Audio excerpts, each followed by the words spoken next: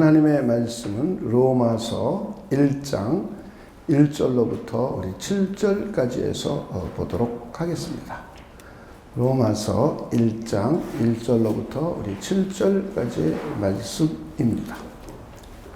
우리 교독하도록 하겠습니다. 예수 그리스도의 종 바울은 사도로 부르심을 받아 하나님의 복음을 위하여 택정함을 입었으니 이 복음은 하나님이 선지자들을 통하여 그의 아들에 관하여 성경에 미리 약속하신 것이라. 그의 아들에 관하여 말하면 육신으로는 다윗의 혈통에서 나셨고 성결의 영으로는 죽은 자들 가운데서 부활하사 능력으로 하나님의 아들로 선포되셨으니 곧 우리 주 예수 그리스도시니라. 그로 말미암아 우리가 은혜와 사도의 직분을 받아 그의 이름을 위하여 모든 이방인 중에서 믿어 순종하게 하나니 너희도 그들 중에서 예수 그리스도의 것으로 부르심을 받은 자니라. 우리 7절 함께 읽겠습니다. 시작. 로마에서 하나님의 사랑하심을 받고 성도로 부르심을 받은 모든 자에게 하나님 우리 아버지와 주 예수 그리스도로부터 은혜와 평강이 있기를 원하노라. 아멘. 우리는 이 개념을 잘 이해 못해서 의롭다라는 개념을 우리는 일반적인 상식으로 이해해서 잘 모르는 거예요. 성경의 의가 뭔지를 이해하면은 우리가 잘 이해할 수 있어요. 그래서 사람들은 자기가 의롭게 된 것조차 모르는 사람이 많아요. 교회 다니면서. 왜? 성경에서 말하고 있는 의, 우리를 어떻게 의롭게 하셨는지 이해를 못해서 그러는 거야. 여러분 의롭게 되셨습니까? 네, 우리 의인이 됐어요. 그리고 하나님은 우리를 영원하게 하실 겁니다. 할렐루야. 이게 얼마나 하나님이 급하셨으면 이 말씀이 미래형으로 안 돼 있어요. 지금 영원하게 된다는 뜻이 여기 시제가 현재로 돼 있어요. 그만큼 미래에 영원하게 된다는 게 확실하다는 얘기죠. 여러분 이렇게 믿으십니까? 네, 그게 저와 여러분입니다. 이제 오늘서부터 우리의 구원이 어떻게 이루어지는지 우리 차근차근하게 우리 살펴보려고 합니다. 우리는 일반적으로 사람들이 예수 믿고 구원받았어. 그럼 구원이 뭔지 잘 모르면서 그냥 예수 믿고 구원받았어. 이렇게 하고 끝나요. 근데 이 구원이 구체적으로 어떻게 하나씩 이루어지고 마침내 우리 구원이 어떻게 완성되는가. 이 관계, 이 단계를 하나씩 살펴보려고 합니다. 창세전에 하나님께서 우리를 그리스도 안에서 선택해 주셨습니다. 그리고 실제 역사 속에서 저와 여러분의 구원을 위하여 예수 그리스도를 보내주셨습니다. 그리고는 예수님께서 저와 여러분의 죄를 속죄해 주시기 위하여 십자가에서 피 흘려 돌아가셨습니다. 그리고는 부활 승천하시고 하나님의 우편에 올라가셔서 성부 하나님께 성령을 받아서 오순절날 이 땅에 보내주셨습니다. 그리고는 이 성령을 통하여 우리의 구원을 하나씩 적용해 가십니다.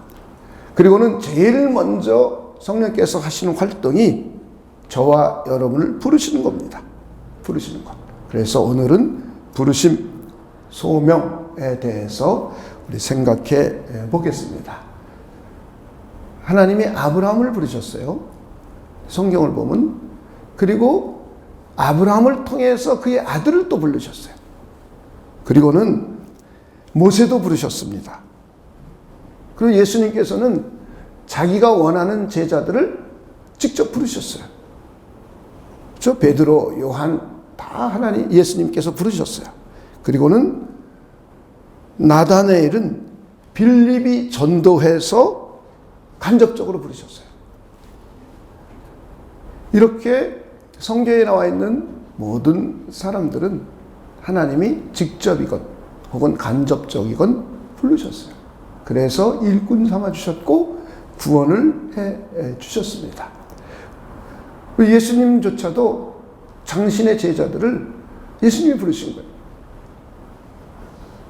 제자들이 예수님을 좋아서 쫓아갔다고 우리는 생각을 해요. 근데 성경은 좋아서 쫓아가기 이전에 부르셨다고 말해요. 우리 한번 마가복음 3장 13절을 함께 보도록 하겠습니다. 또 산에 오르사, 그 다음 읽어봅시다. 시작. 자기가 원하는 자들을 부르시니 나온지라. 이에 12를 세우셨으니, 이렇게 하고 있어요. 그러니까 예수님께서는 산에 오르셔서 자기가 원하는 사람들, 그리스도께서 원하는 사람들을 부르셨습니다. 그리고 부르심을 받은 사람들은 주님의 부르심에 응답으로 반응한 거예요. 그래서 부르심은 하나님이 원하시는 하나님의 주권적 의지이며 하나님의 주권적인 사역입니다. 이걸 우리는 잘 명심해야 됩니다. 오늘 우리가 읽은 본문도 사도 바울이 하나님의 복음을 위하여 사도 바울을 하나님을 사도로 부르셨습니다. 그리고 로마 교회 성도들도 예수 그리스도의 사람으로 부르심을 받았다고 우리 말씀하고 있습니다. 한번 본문을 다시 한번 살펴보겠습니다. 먼저 1절만 먼저 보겠습니다. 예수 그리스도의 종, 그 다음 읽어봅시다. 시작. 바울은 사도로 부르심을 받아 하나님의 복음을 위하여 택정함을 입었으니, 하나님의 복음을 위하여 택함을 받았고 그리스도의 종으로 하나님이 사도 바울을 부르셨다는 거예요. 자, 6절 7절입니다. 6절 7절. 너희도, 로마교회 성도들이죠, 그들 중에서 예수 그리스도의 것으로, 그 다음 읽어봅시다. 시작. 부르심을 받은 자니라. 로마에서 하나님의 살아가심을 받고, 그 다음 읽어봅시다.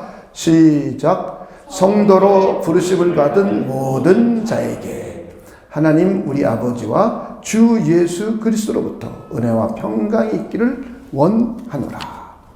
사도 바울만 하나님이 부르신 것이 아니라 예수 그리스도를 믿는 성도들, 로마교회 성도들도 그리스도의 것으로, 거룩한 무리로 하나님이 부르셨다고 말씀을 하고 있습니다.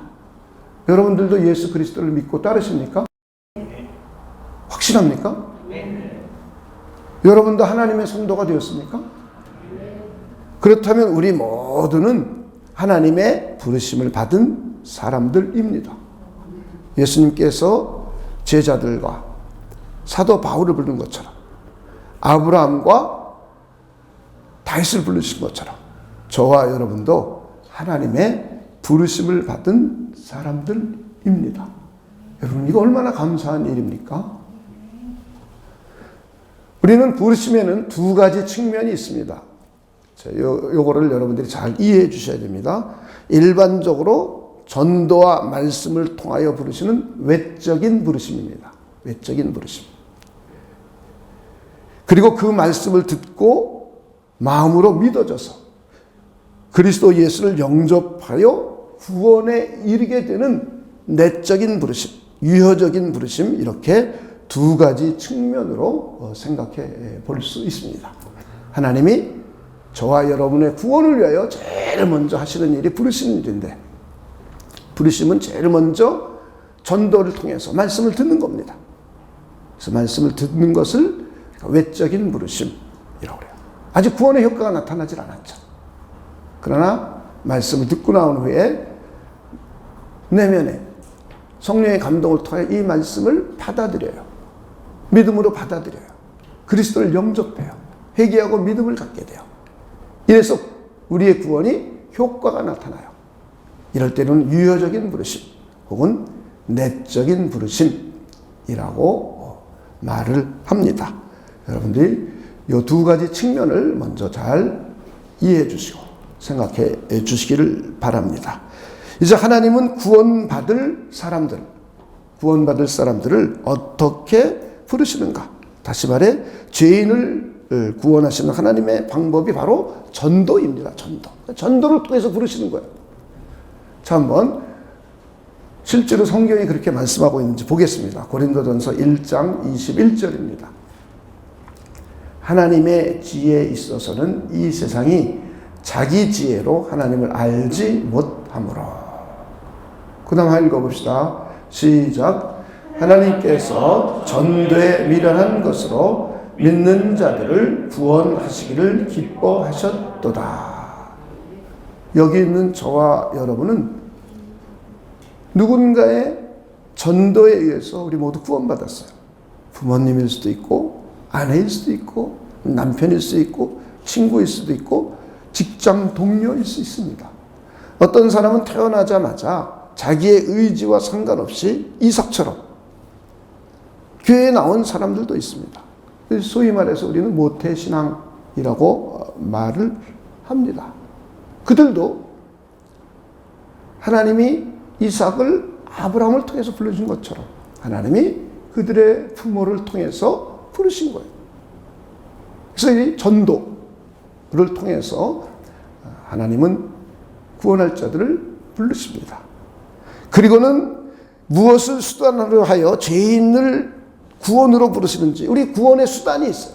전도만 했다고 우리가 구원받는 게 아니죠. 진리의 말씀, 구원의 복음을 듣게 됩니다. 우리 모두는 예수 그리스도 안에서 이루어진 진리의 말씀, 곧 구원의 복음을 듣고 믿음으로 해서 구원을 받게 되었습니다. 여러분 그러십니까? 우리는 많은 사람들이 전도 그러면 전도지 뿌리고 그냥 교회로 데리고 오고 단순하게 이것이 전도다라고 생각을 해요. 근데 그것을 가지고는 구원의 역사가 나타나지 않습니다. 구체적으로 복음의 말씀, 진리의 말씀을 접하는 거예요. 듣게 되는 거예요. 그리고는 듣고 난 다음에 이게 믿어져야 구원이 이루어지는 겁니다. 자, 그래서 로마서 1장 16절을 함께 보도록 하겠습니다. 우리 사도 바울이 로마에 있는 성도들을 향하여 찾아가서 복음을 전하고 싶어요. 그 교회도 복음을 들어야 되는 것 같아요. 그렇죠? 복음을 그냥 로마에 있는 교회 사람들이 다 그리스도를 믿고 영접한 것 같진 않아요. 그러니까 진정한 교회 구성원도 있지만 그렇지 않은 사람들도 있었던 것 같아요. 그렇죠? 우린 교회 바깥에만 복음을 전하는 것이 아니라 교회 안에서도 전해야 돼요. 자, 보면은 이유가 있습니다. 복음을 부끄러워하지 않는데 그 이유는 그 다음에 읽어봅시다. 이 복음은부터 읽어봅시다. 시작. 이 복음은 모든 믿는 자에게 구원을 주시는 하나님의 능력이 됨이라. 먼저는 유대인에게요, 그리고 헬라인에게로다. 유대인이건 헬라인이건. 유대인은 종교를 대표하는 그 시대 사람들이에요. 헬라인은 지성을 대표하는 그 시대 사람들이에요. 유대인이든지 헬라이든지 이 복음은 모든 믿는 자에게 구원을 주시는 하나님의 능력입니다. 로마서는 오늘 읽은 본문 속에서 하나님의 복음이 무엇인지에 대해서 기록하고 있어요. 그리고 이 복음은 모든 믿는 자에게 구원을 주시는 하나님의 능력이라고 말하고 있어요. 그리고 이제 그 다음부터 로마서 전체적으로 이걸 풀어가는 겁니다. 로마서 1장 18절로부터 시작을 해서 8장 39절까지는 복음을 풀어가는 거예요. 어떻게 구원을 받고 구원받은 사람이 어떻게 살아야 되고 어떻게 산다는 것은 구체적인 삶의 지침을 말하는 것이 아니라 죄의 문제는 어떻게 할 것인가, 율법과의 관계는 어떻게 할 것인가, 그리고 성령과의 관계는 어떻게 할 것인가. 그러므로 마지막 결론이 모든 것을 합력하여 너희들을 선으로 이끌어간다. 그리고는 그 누구도 하나님의 사랑에서 끊을 수 없다 라고 결론을 내려요. 왜 구원을 받아야 되는지, 왜 하나님 앞에 의롭다 칭함을 받아야 되는지 설명해 주고, 의롭다고 칭함을 받으려면 어떻게 해야 되는지, 그리고 의롭다고 칭함을 받은 사람들은 어떤 축복을 누리고 있는지, 그리고 죄와의 관계, 율법과의 관계, 성령과의 관계는 어떻게 하면서 살아야 되는지 아주 1장 18절부터 8장 39절까지는 이것을 세세하고 자세하게 풀어주고 있어요. 이것이 바로 하나님의 복음, 그리스도 안에서 이루어진 진리의 말씀입니다. 저와 여러분도 그리스도 안에서 이루어진 진리의 말씀, 복음의 말씀을 듣고 믿어서 우리는 약속의 성령으로 인치심을 받고 구원받았어요. 여러분 그렇게 믿으십니까? 저와 여러분이 구원받는 방법이에요. 그래서 우리는 진리의 말씀, 곧 구원의 복음을 통하여서 죄인을 구원으로 부르신 거예요. 죄인들을 부르신 겁니다. 이걸 잘 이해해 주시기를 바랍니다. 그래서 우리는 어떻게 구체적으로 우리를 불러주셨는지, 부르심의 세 가지 구성 요소가 있습니다. 제일 먼저는 복음을 제시하는 거예요. 복음을 제시. 두 번째는 복음을 제시했으면 그리스도를 영접하라고 초청합니다. 그리고는 하나님께서 구원을 어떻게 약속해 주셨는지 이걸 전하는 거예요. 우리 로마서도 보면 복음을 제시하는 겁니다. 자, 우리도 스스로 존재하신 하나님께서 온 우주 만물을 창조하셨고 영적인 세계와 물질 세계를 창조하시고 그리고 인간을 창조하셨어요. 그리고는 이 인간으로 하여금 하나님의 뜻을 이루어가도록 문화명령을 주었어요. 그리고 이 뜻에 순종하면 영원히 살고 더 높은 상태로 이룰 수 있지만 불순종했을 경우는 하나님께 형벌을 받을 것을 언약해 주셨어요. 그런데 인간이 불순종하고 타락을 했어요. 하나님의 뜻을 실행할 능력까지도 부여해 줬어요. 인간에게. 그리고 자기 스스로 기꺼이 즐거운 마음으로 하나님의 뜻을 쫓아오기 위하여 하나님께서는 사람들을 인격적으로 대해줬어요. 그런데 마귀의 꼬임에 빠져서 형벌을, 죄를 짓고 범죄하여 타락하게 되었어요. 그래서 하나님께서는 모든 인간들을 형벌을 하셨어요. 그 첫째가 영적인 죽음입니다. 두 번째는 영적인 죽음으로 인하여 육신이 서서히 죽어갑니다. 그렇죠? 이 땅의 삶의 고통이에요. 그래서 우리 죽어가는 고통입니다. 우리 모두는 지금 코로나 난리치고 이런 것도 죽어가는 과정 중에 하나예요. 환경이 우리를 어지럽게 하고 이렇게 해서 스트레스 받게 하고 병들게 하고 이 형벌 중에 하나입니다. 그리고는 마침내 육신이 죽습니다. 그리고 몸이 부활하여서 영원한 죽음으로 들어가요. 영원한 지옥 형벌로 들어가요. 이것이 모든 인간들에게 이루어진 일이에요. 그런 사람들을, 이런 죄인들을 구원하기 위하여 하나님은 사랑이며 은혜로우신 분이기에 구원하기 위하여 당신의 아들을 이 땅에 보내주셨습니다. 우리는 그분을 아브라함과 다윗의 자손, 우리 주 예수 그리스도라고 부르고 있어요. 그리고 그 예수님께서 십자가상에서 저와 여러분이 받아야 될 지옥 형벌을 대신 받아주셨어요. 그리고 저와 여러분의 죄를 단번에 제거해 주셨습니다. 이것이 바로 그리스도 예수 안에서 이루어진 진리의 말씀, 구원의 복음입니다. 그리고 예수님께서 오셔서 말씀하셨던 것처럼 때가 차며 하나님의 나라가 갖고 왔으니 회개하고 복음을 믿어라 선언하셨어요. 우리도 그들에게 회개하고 복음을 믿으라고 초청을 해야 됩니다.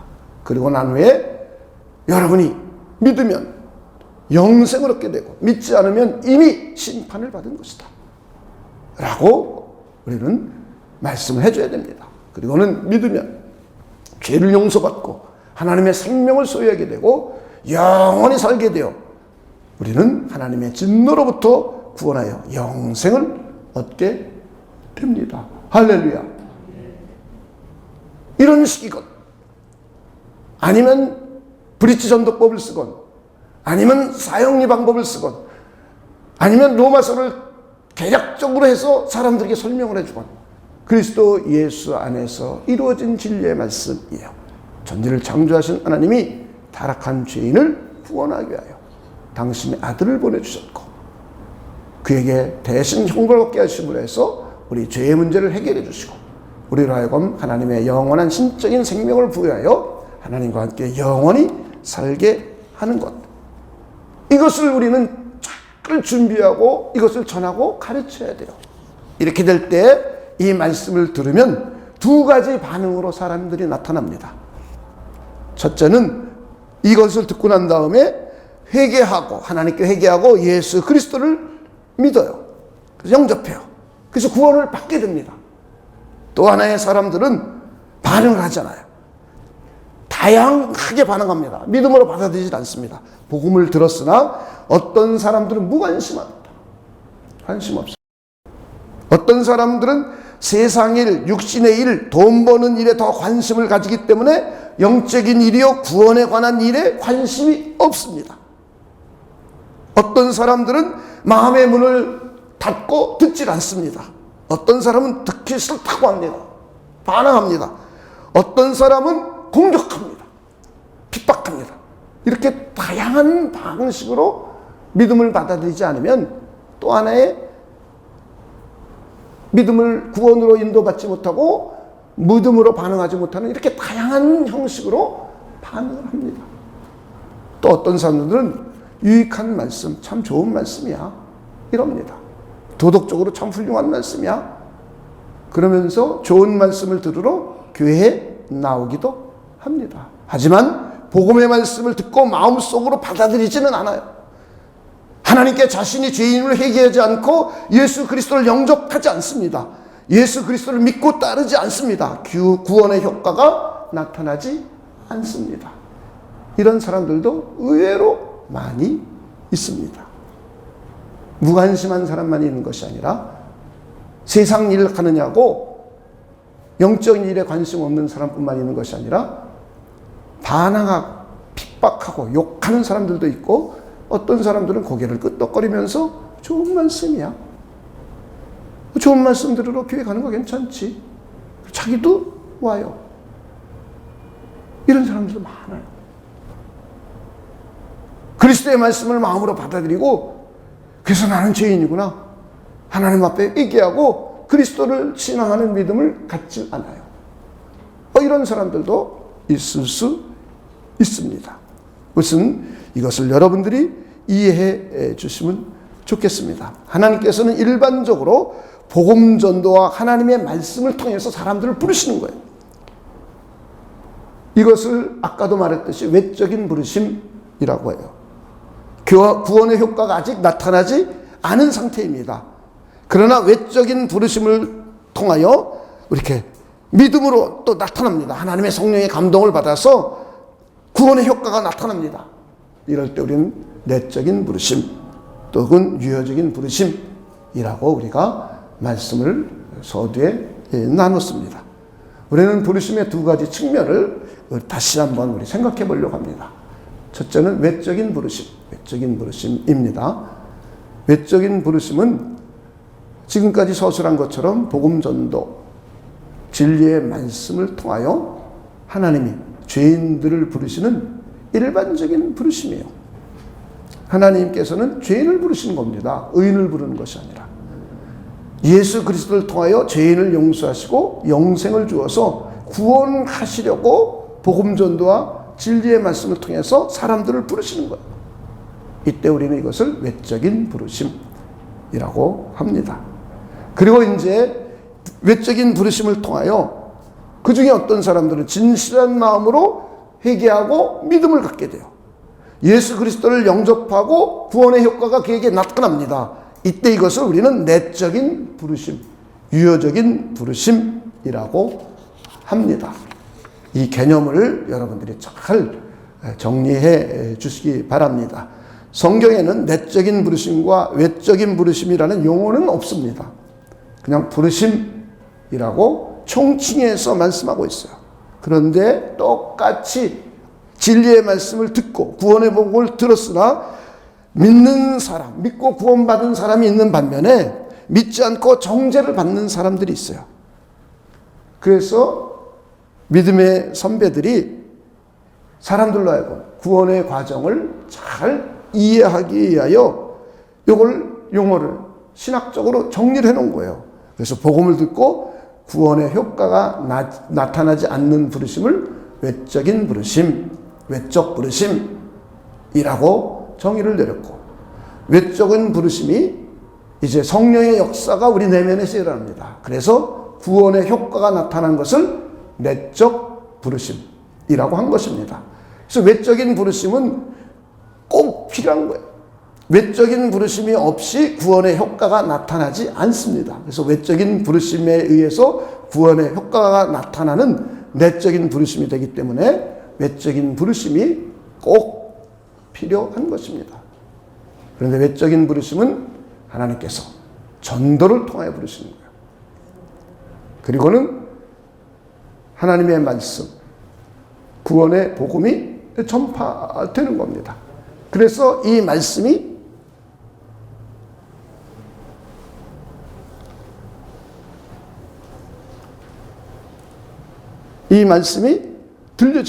들어지는 거예요. 그래서 이 말씀을 듣고 성령의 감동을 받아서 믿음을 갖게 되는 겁니다.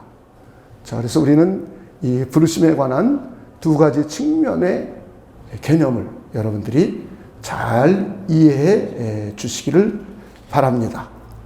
우리 주님은 죄인을 부르러 오신 거예요. 죄인. 의인을 부르러 온 게 아니에요. 여러분, 죄인을 부르러 왔습니까? 의인을 부르러 왔습니까? 죄인을 부르러 온 거예요. 근데 자기가 죄인이 아니라고 하면 우리 주님의 부르심을 받지 못하는 거예요. 잘 이해하셔야 됩니다. 한번 봅시다. 누가복음 5장 31절 32절.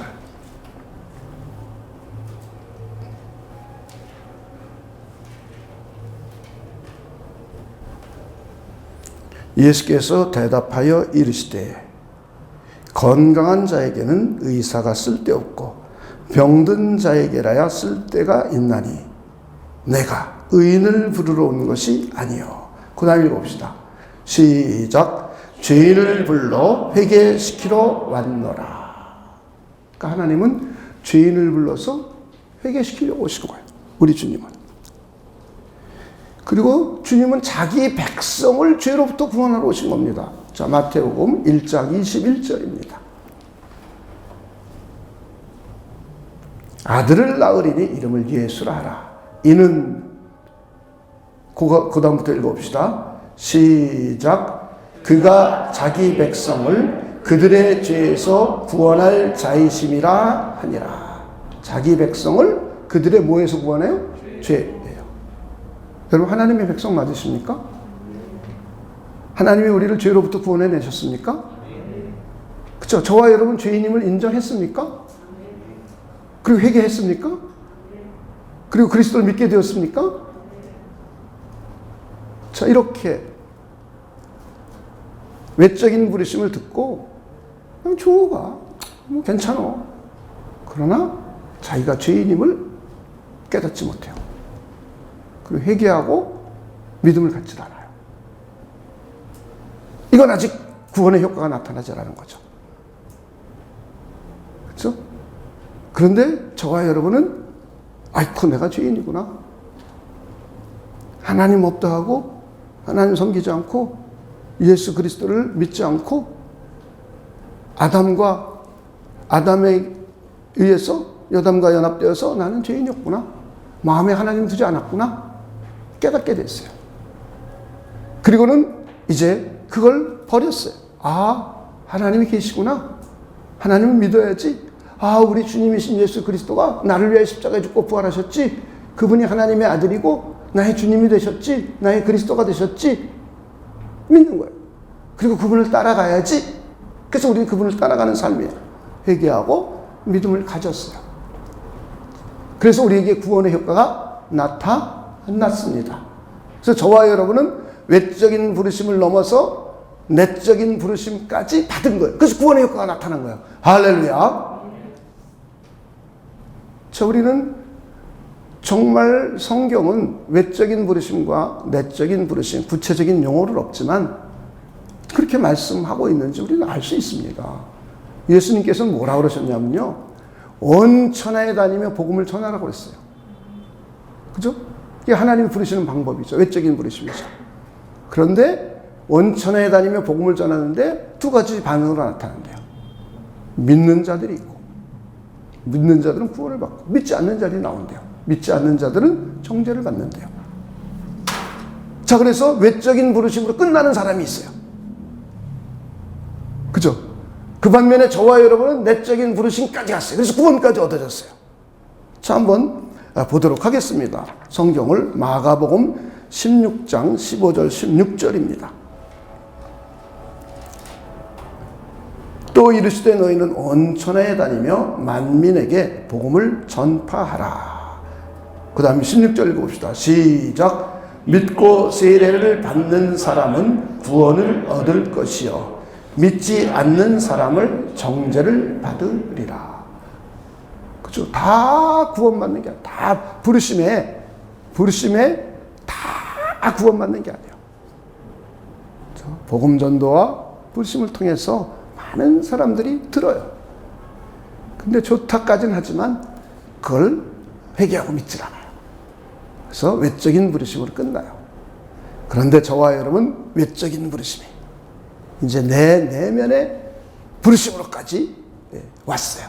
그래서 저와 여러분 구원을 받게 되었습니다. 우리 혼인잔치 비유에서도 말씀하고 있죠. 그렇죠? 우리가 하나님께서 청함받은 사람은 많대요. 그러나 택함받은 사람은 적대요. 그래서 이걸 잘 이해하셔야 돼요. 부르심은 모든 민족을 하나님 다 부르시는 거예요. 일반적으로 부르는 거예요. 전도를 통해서, 말씀 선포를 통해서 부르는 거예요. 그런데 그 가운데 전체가 다 구원받지 않아요. 하나님 택함받은 사람, 자기 백성, 죄로부터 구원할 자, 죄인임을 자기가 일깨움을 받고 회개하고 믿음을 가질 자, 그들만 구원받는 거예요.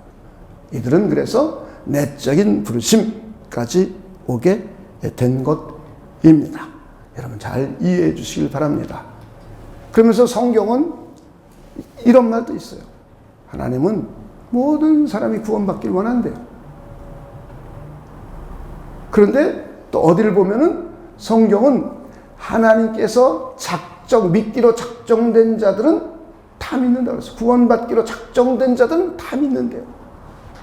모순이잖아요. 모순. 자, 우리 한번 봅시다. 성경에 있는지.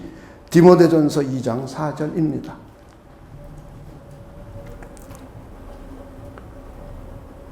하나님은 그 다음 읽어봅시다. 시작. 모든 사람이 구원을 받으며 진리를 아는 데에 이르기를 원하시느니라.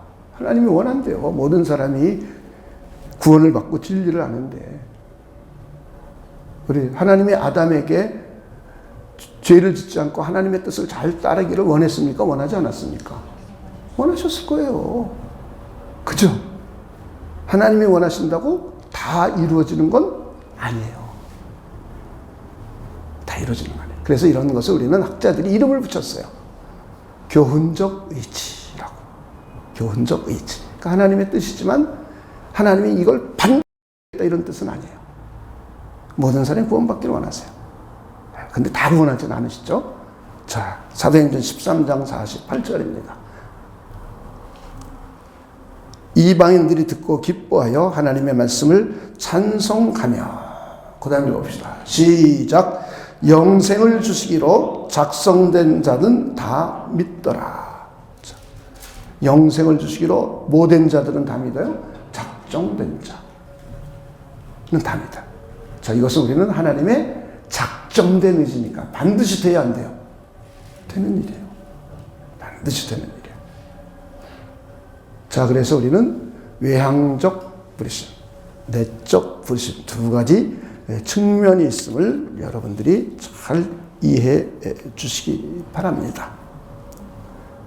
자, 오늘 말씀을 전체적으로 보니까 하나님의 백성을 부르시는 방법은 전도이면서 구체적으로 하나님의 말씀이죠. 그죠? 말씀. 그죠? 진리의 말씀이에요. 구원의 복음이에요. 이 말씀을 듣고 하나님의 백성인지 아닌지를 구별해내는 거예요. 우리는 이걸 잘 먼저 이해하셔야 돼요. 하나님의 말씀이 전해지지 않으면 하나님의 백성인지 구원받은 사람인지 아닌지 구별이 안 돼요. 구별이 안 돼요. 사도 바울이 고린도 지역에 있을 때입니다.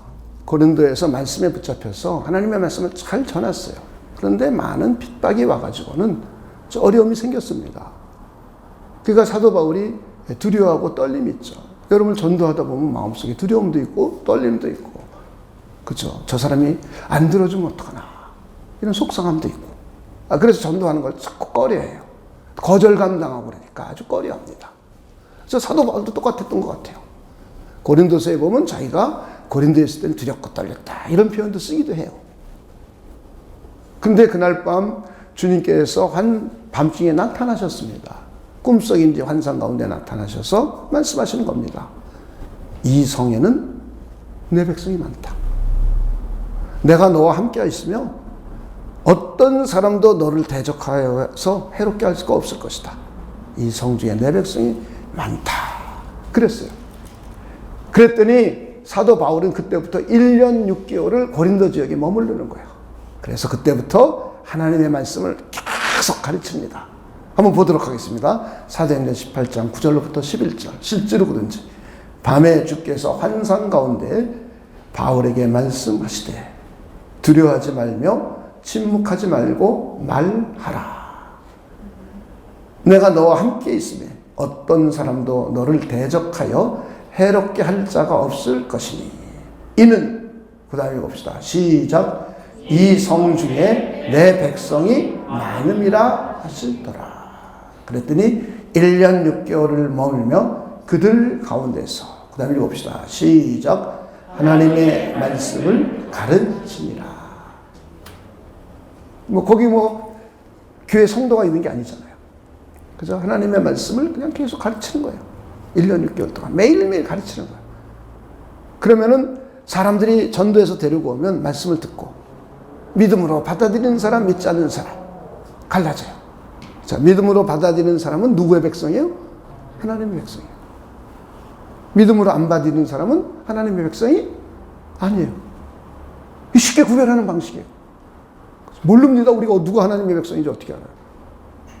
그래서 아주 까만 양복에 하얀 넥타이, 하얀 와이셔츠 입고 까만 넥타이 입고 매고, 그리고 성경책 이렇게 거룩하게 들고 이렇게 딱 저처럼 교회에 왔다고 제가 하나님의 백성인지 아닌지 그거 갖고 하는 게 아니에요.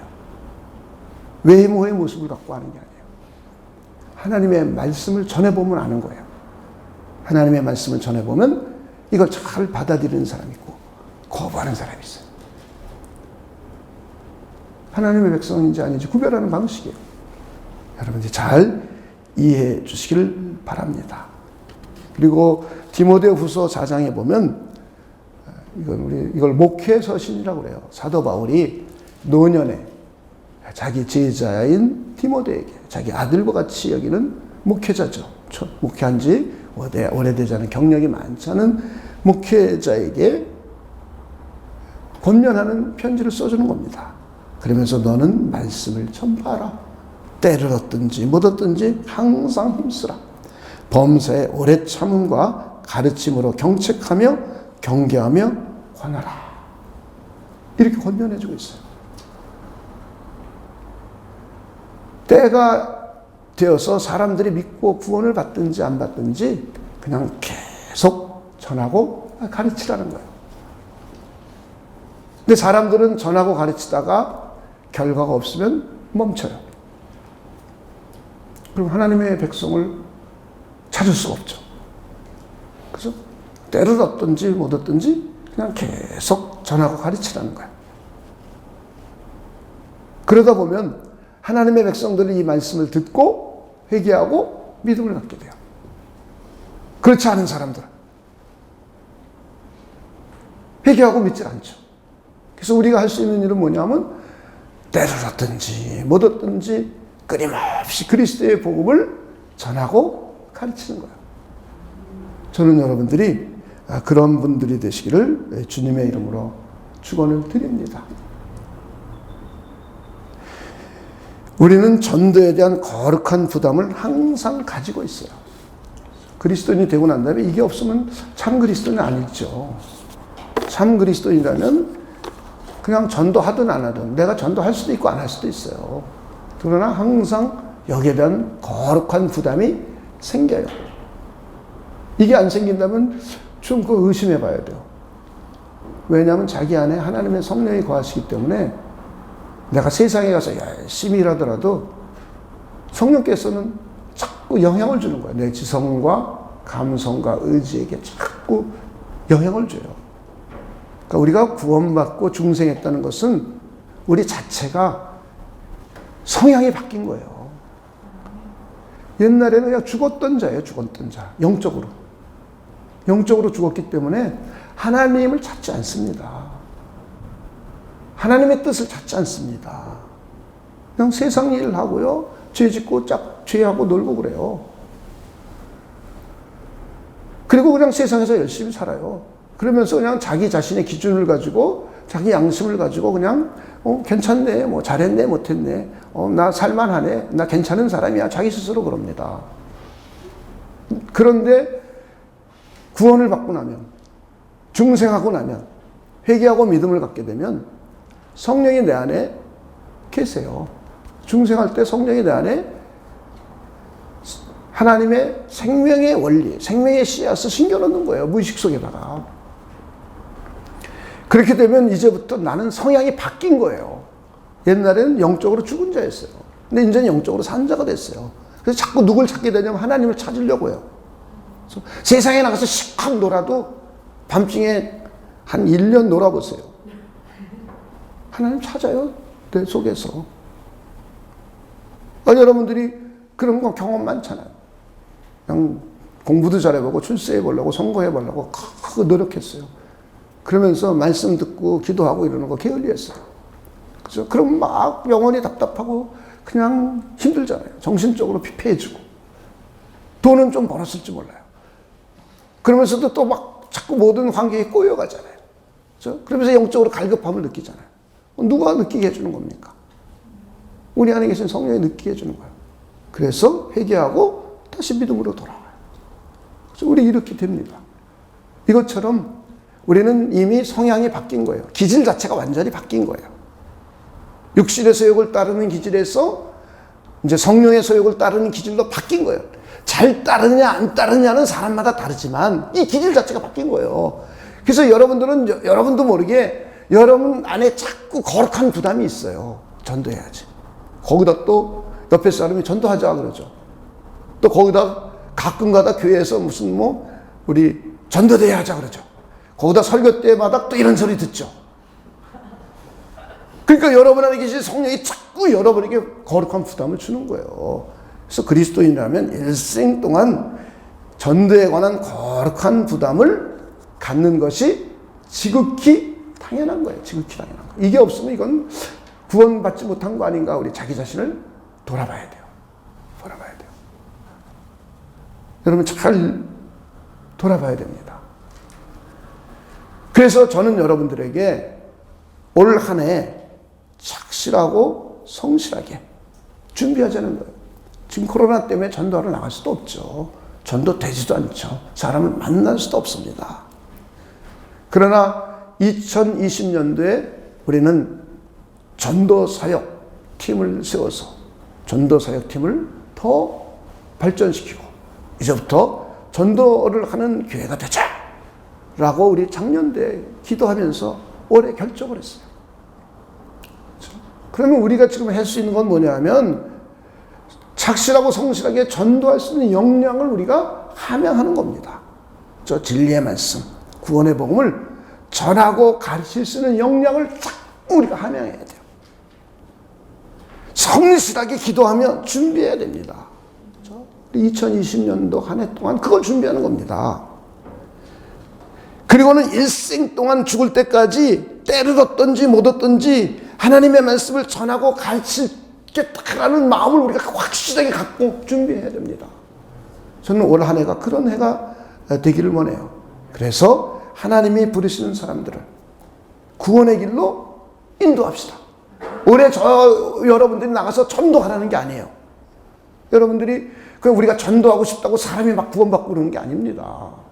그렇죠? 전도라는 절차는 필요한 일이지만 전도를 통해서 사람을 구원하시지만 여러분들에게 올 한 해 무슨 성과를 얻어서 한 명이라도 전도해 오라, 교회 데려오라 이런 얘기가 아니에요. 우리는 평생 전도에 대한 부담감을 안게 되니 전도할 수 있는 역량을 함양시키고 키우자는 얘기예요. 말씀을 착실히 이해하고 숙지할 거 숙지하고 기도하고 하면서 입을 열면 천지창조로부터 시작해서 인간의 타락과 구원에 관한 이야기가 잘잘잘잘 나와야죠. 어떤 사람은 성경을 좀 알고 있는데 구원을 잘못 이해하고 있으면 그것을 성경을 통해서 구원에 대해서 바른 이해를 가질 수 있도록 해줘야죠. 하나님이 어떤 사람을 작정하시고 택해 주셨는지 우리는 몰라요. 하나님만 알아요. 하나님이 작정하시고 누굴 구원하겠다 결정하신 일이기 때문에 우리는 알 수 없어요.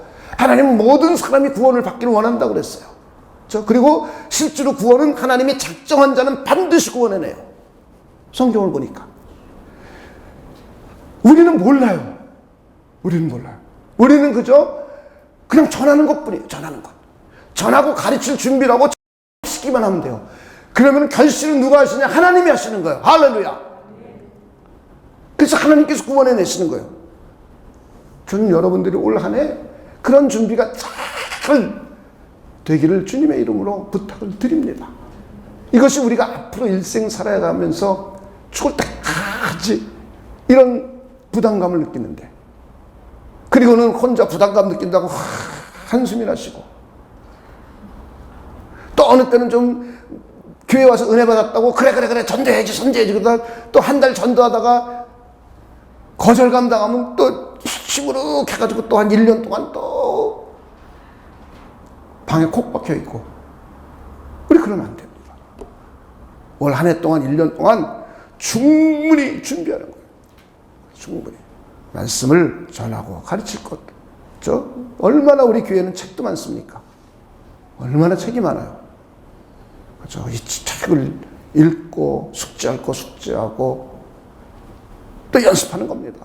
아내에게 연습해보고 남편에게 연습해보고 믿음의 형제자매들에게 연습해보고 해보고, 그리고 피드백도 받아보는 거예요. 이런 사람이 들었을 땐 그게 참 유익할 것 같은데, 저런 사람이 들었을 때는 좀 어려울 것 같아.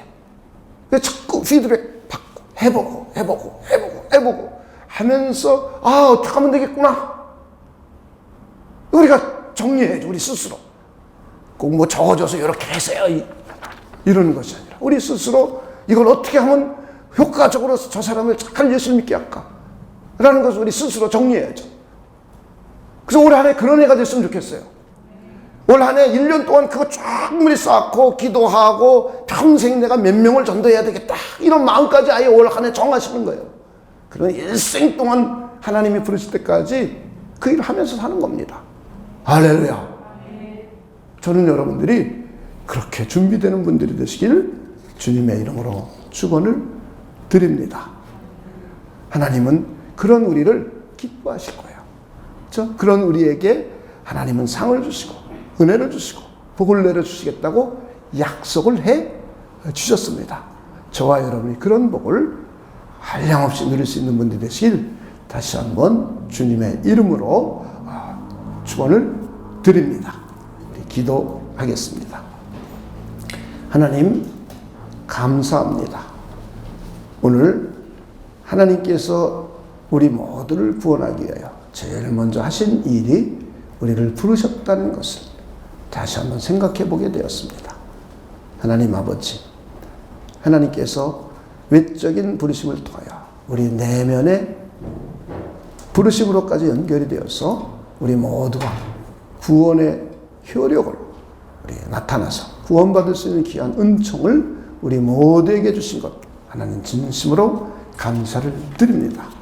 복음 전도와 하나님의 말씀 선포를 통해서 하나님은 하나님의 백성들을 부르시고 계시니 우리 모두도 올 한 해 동안 이 역량을 착실하게 잘 함양하여서 이제 내년서부터는 때를 얻든지 못 얻든지 전하고 가르칠 수 있는 우리 모두가 되도록 하나님께서 역사하여 주시옵소서.